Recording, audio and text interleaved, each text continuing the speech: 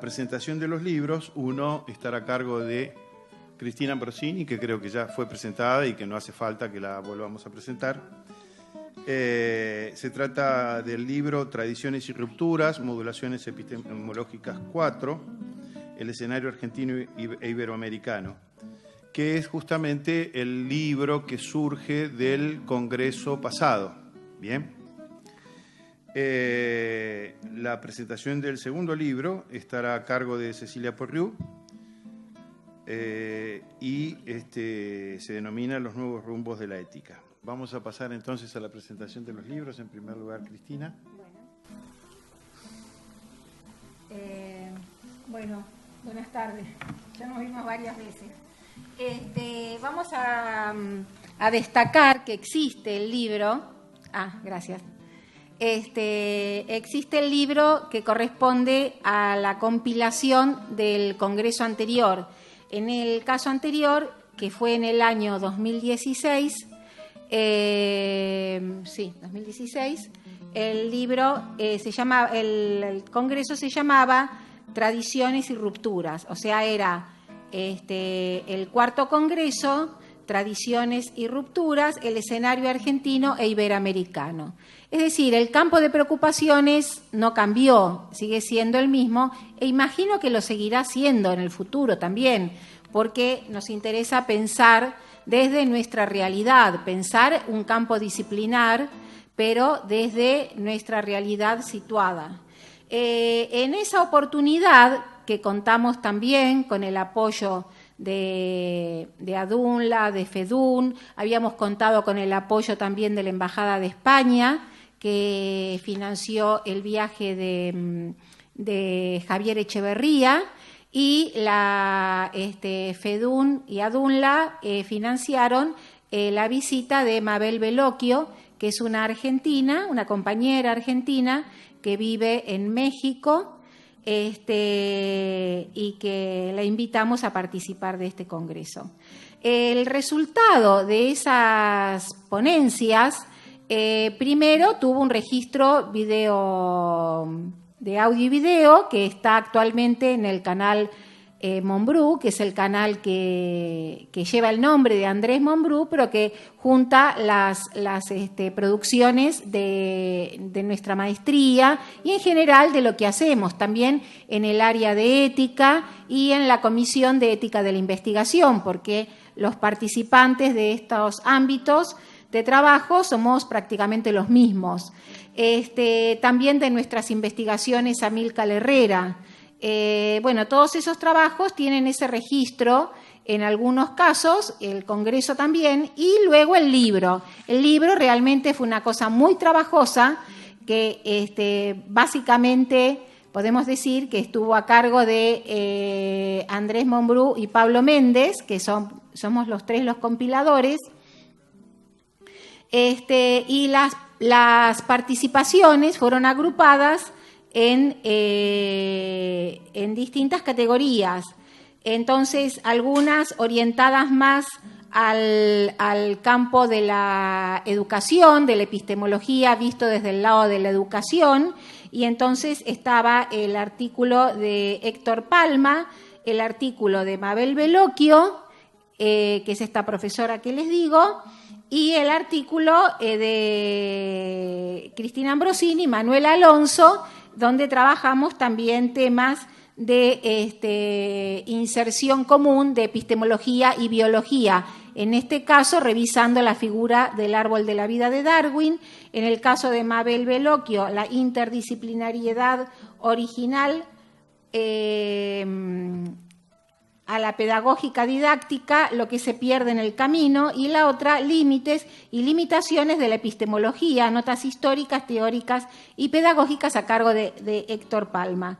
Luego, una serie también de artículos que se llaman La epistemología rota, es decir, un poco donde se recalcan las rupturas dentro del campo disciplinar, de Ricardo Gómez, Más allá de dicotomías conservadoras, de Javier Echeverría, Epistemología y axiología de la tecnociencia, Tecnomundos y Tecnopersonas, que estas dos ponencias un poco son también caminos que seguimos transitando, ¿no? La importancia de profundizar en el campo de la axiología de la ciencia, sobre todo en las condiciones actuales de producción tecnocientífica, que bueno, como vemos con la ponencia de Cecilia, están lejos de ser neutrales y avalorativas esas investigaciones. Luego, es posible situar antropológicamente la actividad tecnocientífica, una ponencia a cargo de Daniel Day, que es el director del doctorado en filosofía, acá en la UNLA. Luego de Hugo Alasraqui, ética psicoanalítica y parresística en relación a la fundamentación, a las fundamentaciones éticas clásicas. Bueno, de la episteme a la epistemología y dónde está la metafísica, que se lo preguntó Andrés, y notas epistemológicas sobre las relaciones entre sujeto y verdad, el cuerpo como inquietud, a cargo de Silvana Viñale, que es una compañera que también va a estar mañana, posiblemente profundizando en temáticas que tienen que ver con estos temas.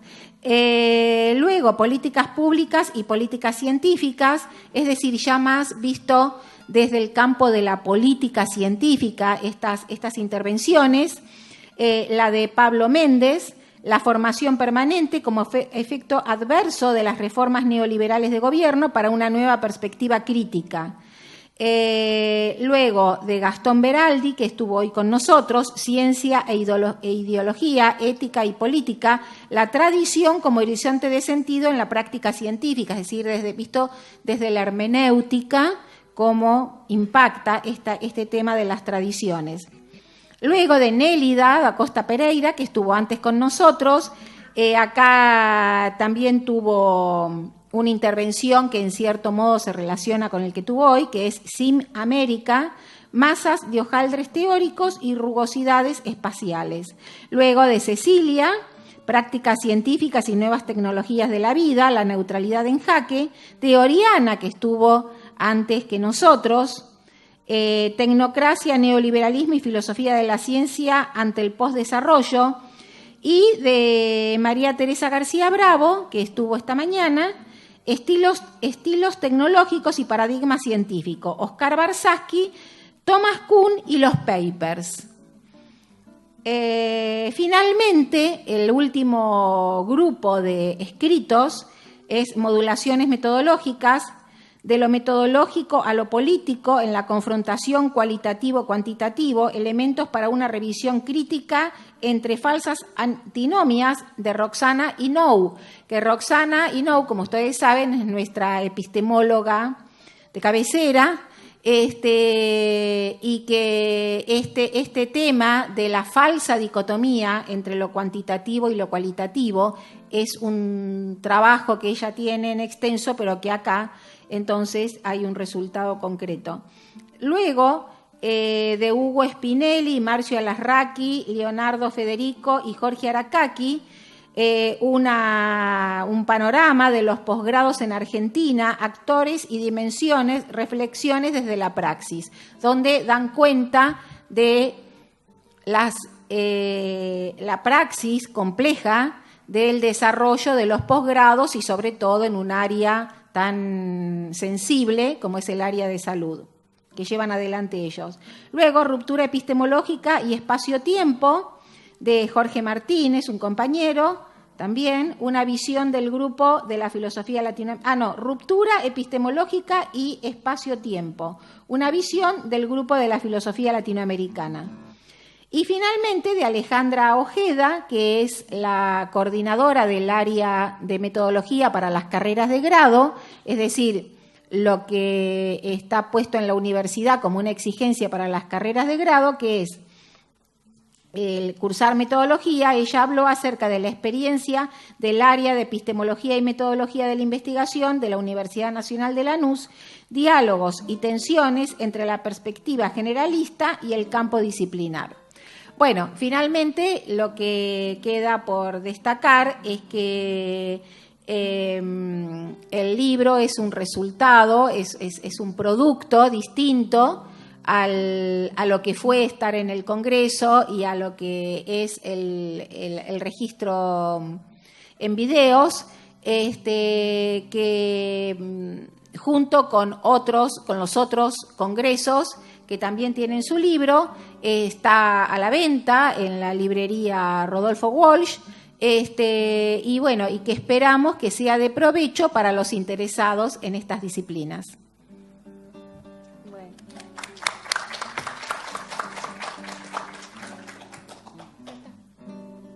Ya lo solucioné. Bueno, yo me demoré tanto que ahora voy a ser muy concisa, pero claro, pero la verdad que no quiero dejar de destacar, me toca a mí la presentación de un libro que está hecho por todo un equipo de docentes que se llama Los nuevos rumbos de la ética, en donde está Pablo, está Cristina. En realidad soy solamente una vocera de un equipo hermosísimo, porque cuando se planteó la idea de hacer un libro para alumnos que no hacen humanidades y les enseñamos ética, la verdad fue una cosa que generó gran entusiasmo en todos los docentes, y la verdad que todo el equipo se puso a trabajar porque era todo un desafío. Lo que nosotros buscamos hacer es, digamos, invitarlos a la comunidad, a los alumnos, al que no tenga nada que ver con la filosofía, a reflexionar sobre ética, sobre moral, sobre sociedad, y para justamente lanzarles ese desafío para que piensen sobre el mundo actual. La pregunta que uno siempre, por lo menos cuando el primer día de clase yo les hago a mis alumnos es: ¿por qué motivo ustedes tienen que estar padeciendo esto de hacer ética en esta primera clase si eligieron o diseño industrial, o diseño y comunicación visual, o otra carrera que no tiene nada que ver? Entonces, lo que tratamos de hacer es mostrarles justamente a los alumnos las raíces sociales, las raíces, el anclaje que tiene la ética en la historia, en el contexto, no nace de un repollo, y en ese sentido elaboramos un libro que tiene distintos capítulos, en uno en donde se compara la parte histórica con cosas modernas y con cosas de la actualidad. Entonces, por ejemplo, Luis Varela, en el capítulo 2, porque en el primero justamente le damos esta visión de la ética muy social, muy anclada en la realidad. En el capítulo 2, Luis Varela muestra la relación entre la ética antigua y la filosofía moral moderna. En el capítulo 3,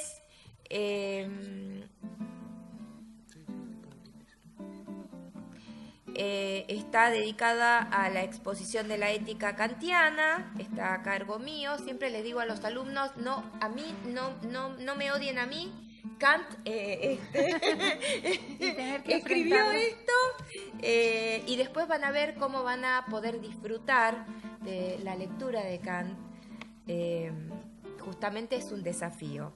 Después, Cristina tiene un muy buen artículo que se llama Globalización, Tribalismo o Ciudadanía, donde tocamos un tema muy actual, que es el tema de la globalización y cuáles son las formas justamente de ciudadanía en este nuevo escenario. Ya en la segunda parte tocamos un planteo que cualquiera de nosotros en algún momento nos hicimos, y es de si hay una ética o podría haber una ética en el capitalismo contemporáneo. Esa pregunta y la respuesta la toma Pablo Méndez en un excelente artículo en donde analiza el capitalismo contemporáneo, si tiene una ética específica que proviene o existe una ética que pueda provenir del neoliberalismo, y es abordada desde una perspectiva profundamente crítica, considerando justamente las duras condiciones de vida y de trabajo a las cuales suele dar lugar justamente el neoliberalismo. Después, en el plano de las acciones humanas, las consecuencias de la globalización también son variadas, y de ahí la importancia de pensar el papel desempeñado por la ética profesional en ese contexto. Justamente, estas acciones, nosotros las vimos desde el punto de vista individual, y en este capítulo son abordadas desde la perspectiva de la especie humana, ante los riesgos que los seres humanos generan para sí mismos. Este desafío lo desarrolla Cristina Ambrosini en un nuevo capítulo que está en la segunda parte del libro, que es justamente sobre ética profesional, y toma distintas teorías, por ejemplo, las teorías neuroéticas, confronta con la teoría de Adela Cortina, confronta también y desarrolla una teoría de Maliandi, muy Inter-Maliandi. Sí. Y ya en el capítulo 3 de la segunda parte, en la época actual, María Teresa Bravo, TT, analiza la lectura que realiza Foucault del texto de Kant, en donde dice que es la ilustración.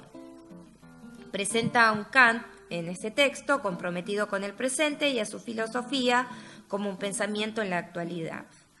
Después, para concluir, ponemos un anexo en ese libro que es para carreras que tienen un problema, que digamos tienen que abordar el problema de derecho de autor, y el derecho de autor en la era digital, que no es cualquier cosa.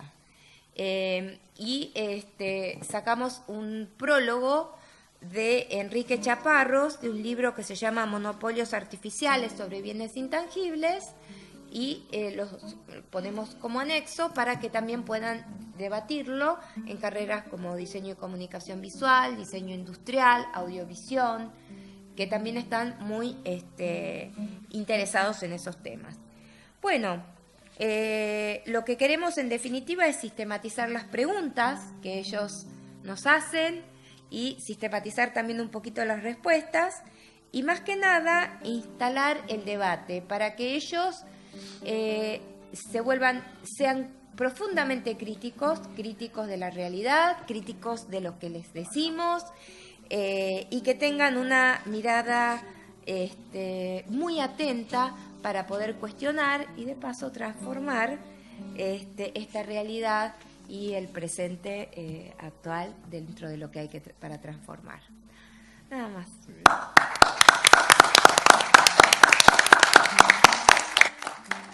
Bueno, para ajustarnos a tiempo, tenemos aproximadamente 15 minutos para preguntas sobre la exposición de Cecilia o algún comentario o alguna pregunta sobre la presentación de los libros. Allá, mira, hay gente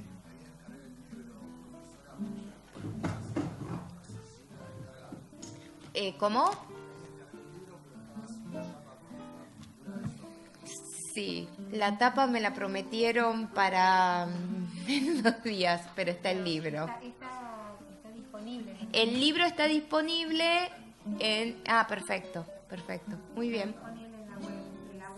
Está en la página de la UNLA, sí. Sí, que también tiene el sentido de hacer el material...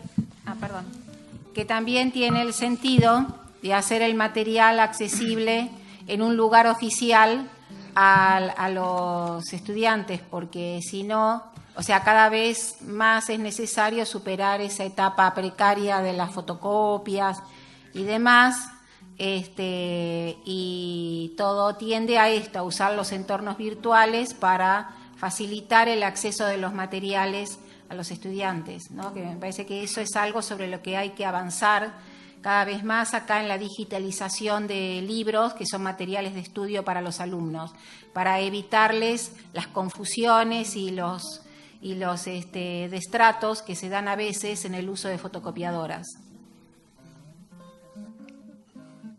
Es un libro hecho a pulmón, y la tapa, con el perdón de los estudiantes de diseño y comunicación. La tapa fue hecha en forma casera a último momento. Por Pablo. Por mí, con el perdón de los estudiantes y la gente que se dedica a la comunicación y el diseño audiovisual. ¿Alguna pregunta más? Aprovechando que son epistemólogos, metodólogos, pedagogos, ¿qué reflexión le ha surgido al grupo, especialmente este segundo libro, pero uno podría incorporar otros libros que Cristina y Gastón vienen publicando para cátedras, en términos de los procedimientos que se ponen en juego frente a este destinatario tan particular que vienen a ser nuestros alumnos y alumnas de la universidad pública? No sé si se entiende la pregunta. ¿Qué implica escribir un libro para alumnos de otras carreras que no son de filosofía? Porque imagino que hay de verdad desafíos importantes a la hora de cómo se escribe, desde qué contexto se escribe, más allá de los términos que usamos o no, que es lo primero que uno diría. Pero, ¿qué han podido discutir o reflexionar respecto de ese proceso colectivo de gestar un libro dirigido a alumnos y no a un público especializado?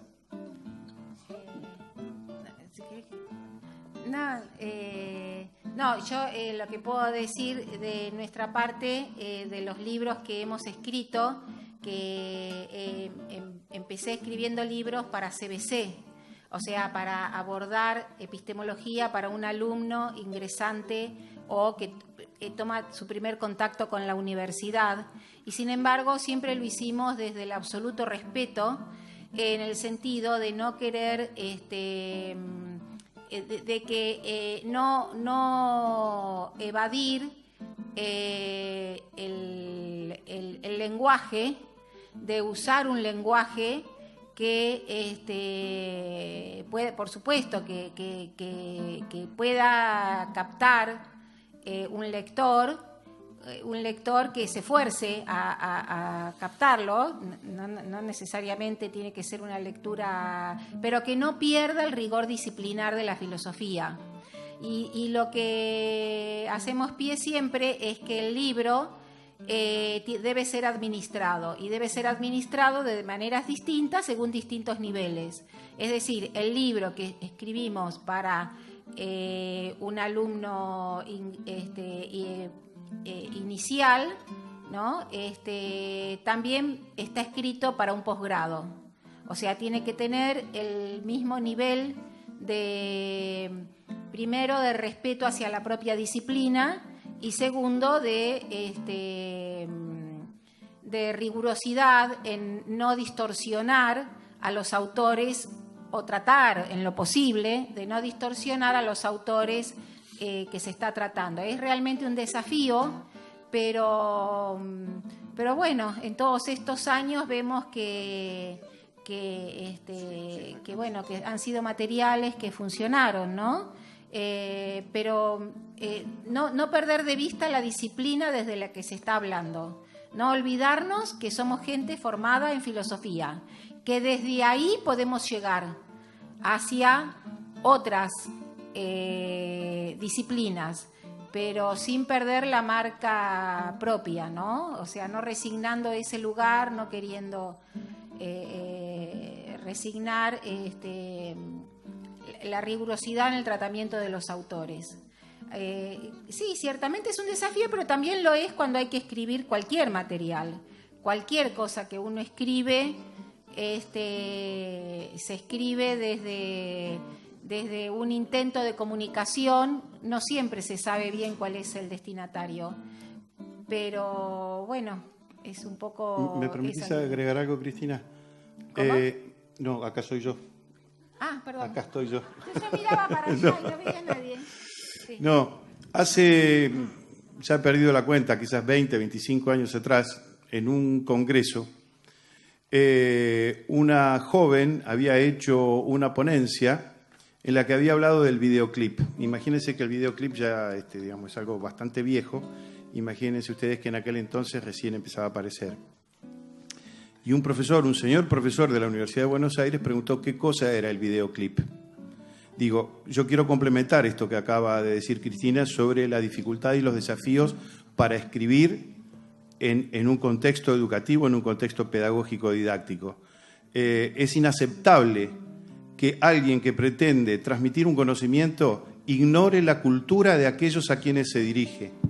Entonces, el esfuerzo no solamente radica en ser fieles y rigurosos con los elementos teóricos y filosóficos, sino al mismo tiempo entrar en sintonía con el lenguaje, con las formas de comunicación que hacen posible la comprensión, que por supuesto a los alumnos les va a costar aprender ese lenguaje nuevo, pero ese lenguaje lo van a poder aprender mejor si aquello que van a leer está en sintonía con su propia cultura, con su propia lengua, con su propio entorno. Y eso también es una cosa que tenemos en cuenta. ¿Alguna pregunta más? Yo creo una cosa, que los textos, muchos de los textos que están ahí, los que fueron escritos por Cristina y Cecilia, ya los veníamos dando y hay todo un trabajo de tanteo, a ver cómo se reciben, que hay que reforzar, etcétera, y porque el área ética tiene, no sé cuánto, tiene muchos años, no sé. Desde el inicio de la universidad. Desde el inicio, bueno. Yo empecé en 2005. Y lo que se hizo fue, bueno, ¿por qué no poner todo en un libro y agregar algunas cosas más de lo que de las áreas de investigación de cada uno y cada una? Y bueno, veremos ahora, lo echamos a rodar por el mundo y veremos qué pasa. O por lo menos por la UNLA. No, yo lo que quiero destacar es, la verdad, el equipo, el entusiasmo con el que trabajó, y lo que dice Pablo es cierto, fue totalmente hecho a pulmón. Tanto es así que la tapa la hizo Pablo. Así que bueno, veremos cómo lo reciben los chicos. Ya son cosas que venimos dando, así que tenemos otro desafío. Bueno, Entonces pasamos a la otra mesa. Bueno. Muchas gracias. Gracias.